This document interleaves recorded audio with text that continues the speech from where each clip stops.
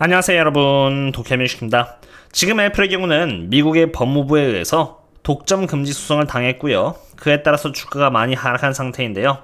제가 과거부터 꾸준히 애플을 상으로 투자하기에 매력적이지 않다라고 분석드렸던 이유는 순전히 밸류에이션 때문으로 이렇게 주가가 한때 30배의 PE 멀티플을 받으면서 25배라는 프리미엄 멀티플 대비해서 고평가를 받고 있었기 때문입니다. 그리고 애플의 주가가 약 12.80% 하락한 지금 애플은 27.18배의 PE 멀티플을 받으면서 25배라는 이 파란색 선인 프리미엄 멀티플에 점점 가까워져 가고 있는 상태인데요. 여기 하단에 애플의 성장률을 보시면은 22년에 순이익 성장률은 9%이고 23년에는 0%, 24년에는 7%, 25년에는 10%, 그리고 26년에는 8%로 연평균 순이익 성장률이 고작 6.76%밖에 안 되는, 어떻게 보면은 성장주가 아니라 가치주라고 해도 이상할 게 없는 성장률을 보여주고 있습니다만, 애플이 미국을 대표하는 테크 회사인 만큼 여기 이렇게 25배라는 프리미엄을 5년에 걸쳐서 계속 받아온 것입니다. 지금 애플의 주가는 고점 대비해서 이렇게 12%를 하락하면서 여전히 프리미엄 멀티플 25배 위에 있기 때문에 아직은 저평가라고 말을 할 수는 없지만, 만약 애플의 주가가 여기서 추가로 4% 정도 더 하락해서 이렇게 165달러가 되면은 그때부터는 여기 25.26배의 PE 멀티플에 도달하게 되는 것이므로 그때부터는 저평가 영역에 접근하게 되는 것이고, 165달러 이하부터는 주식을 사면은 더 이상 비싸게 사는 것이 아니라 저렴하게 주식을 사는 것임을 의미하는 것입니다. 물론 애플의 주가가 더 이상 하락하지 않고 반등을 할 수도 있습니다. 밸류에이션은 어디까지나 대응의 기준일 뿐이지 정답을 제시하는 도구가 아닙니다. 과거의 데이터에 따라서 165달러 이하부터는 저평가이고 그 이상부터는 고평가이므로 그 이상에 진입하지 않겠다라는 기준이 있다면은 진입하지 않되 올라가면 놓아주면 됩니다. 그런 마인드로 계속 살아남아 왔고, 애플의 주가가 과거에 이렇게 여러 차례 이렇게 올라갈 때도 애플의 주가가 애플이 받고 있는 프리미엄 멀티플 대비해서 고평가라는 것을 알고 있었고, 주식이든 어떤 제품이든 비싸게 돈을 주고 사는 것을 원하지 않기 때문에 특별히 신경을 쓰지 않았습니다.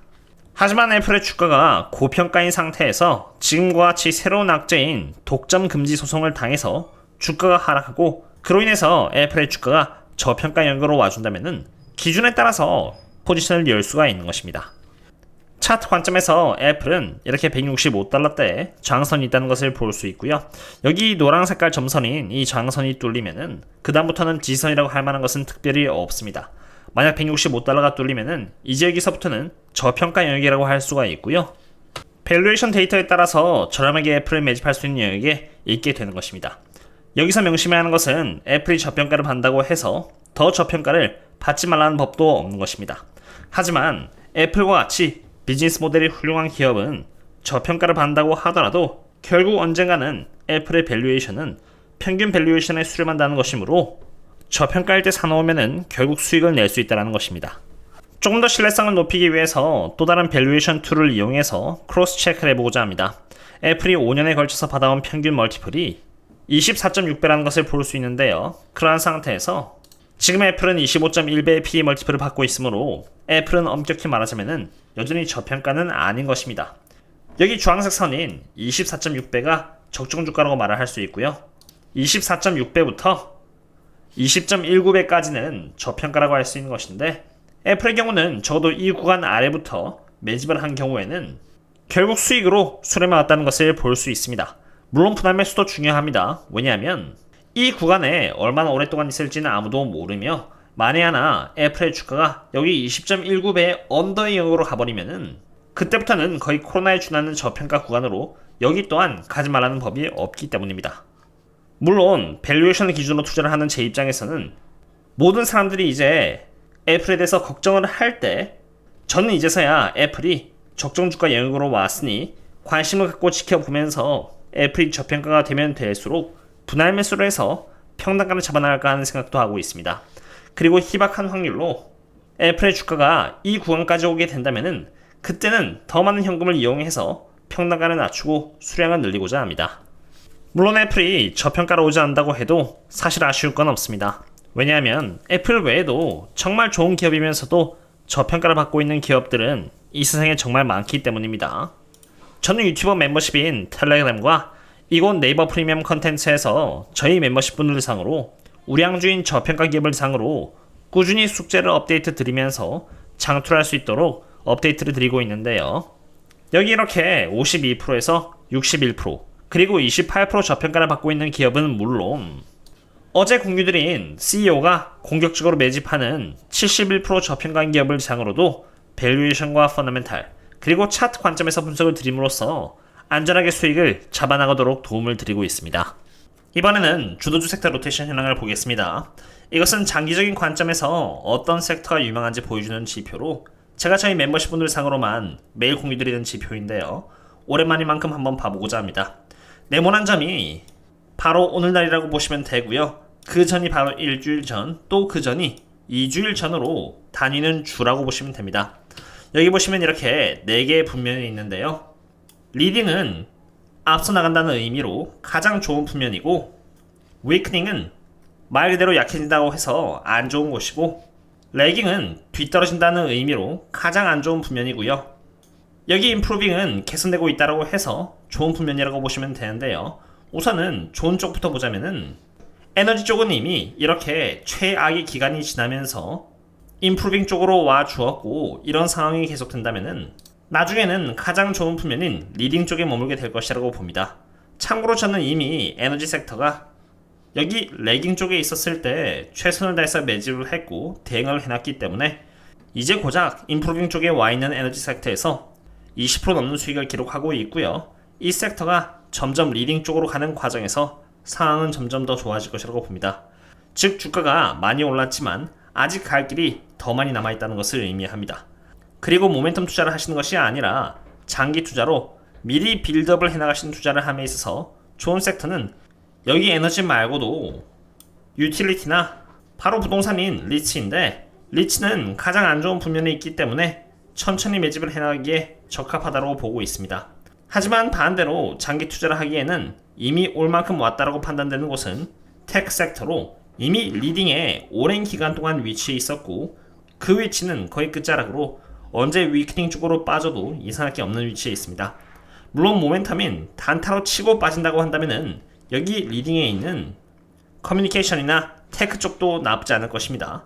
하지만 저처럼 마켓 타이밍을 맞출 수 없고 작은 돈이 아니라 큰 돈으로 빌드업을 해서 1년에 한두 번 수익을 내고 마무리 짓는 투자를 한다면은 리딩 쪽이 아니라 여기 레깅이나 임프루빙 쪽으로 투자하는 것이 보다 안전하지 않을까 생각이 됩니다.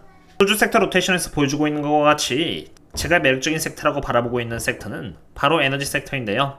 사실 에너지 섹터가 12배의 PE 멀티플을 받고 있는 상태로 다른 섹터에 비해서 가장 저평가인 만큼 무시를 받고 있고 인기가 없는 게 또 에너지 섹터입니다. 하지만 매번 인기가 없었던 것은 절대 아닙니다. 저는 장기간에 걸쳐서 에너지 섹터를 상으로 투자를 해온 만큼 정확히 언제가 인기가 있었고 언제가 인기가 없었는지를 기억하고 있는데요.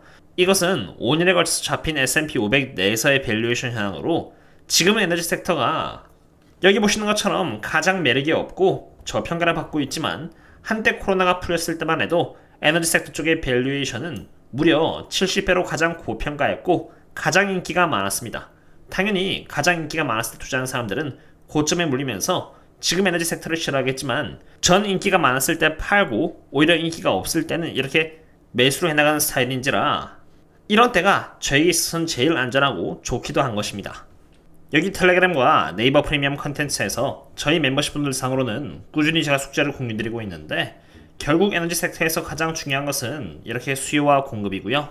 지난번 IEA에서의 수요와 공급 전망은 이렇게 넷 기준으로 바라봤을 때 수요가 약하고 공급이 많아지면서 원유 재고량은 이렇게 계속 쌓이고 유가는 그에 따라서 떨어질 것이라고 예측이 되었다면은 가장 최근 IEA의 리포트에서 갑작스럽게 완전 180도 전망을 수정하면서 수요가 강하고 공급이 약해짐에 따라서 원유 재고량은 이렇게 1년 내내 하락할 것이라고 전망을 전면 수정하였습니다. 저는 과거부터 계속해서 정제 마진인 크랙 스프레드나 타임 스프레드 등을 예시로 들면서 수요는 강하고 공급은 사우디의 감산 정책으로 인해서 이렇게 계속 약해지고 있다고 분석을 드려왔는데, 결국 미국의 IEA에서 전망을 180도로 바꾸었다는 것을 확인하였습니다. 다만 IEA에서의 이러한 전망은 오펙이 24년 내내 감산을 한다고 했을 때의 가정이므로 상반기는 몰라도 하반기의 전망은 감산 여부에 따라서 또 수정이 될 수 있다고 생각하고요.